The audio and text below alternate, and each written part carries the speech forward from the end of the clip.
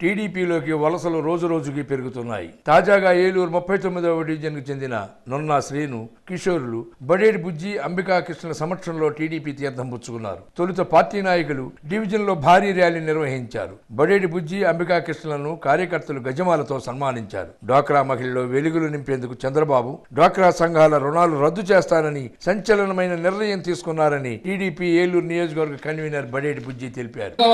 ప్రజల మనసును గెలవాలి. ఇవన్నీ సాధించినప్పుడే ప్రజల చేత ప్రజల చెంతన మనం చేరుతాం.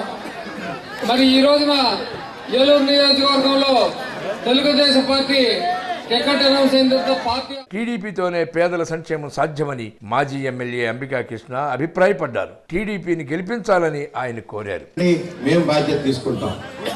ఎందుకు చెప్తున్నానంటే ఈ రాష్ట్రంలో మీకు డబ్బు ఇవ్వడం పెద్ద కష్టం కాదు. 1,75,000 కోట్ల రూపాయల ఆదాయం వస్తుంది ఈ రాష్ట్రానికి.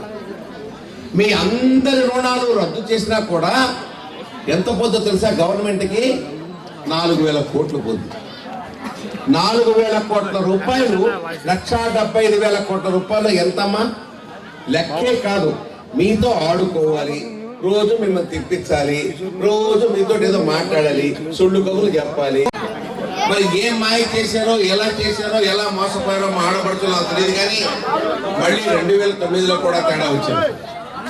కానీ మీకు ఒకటి చెప్తున్నా, 2 సార్లు మీరు చూసి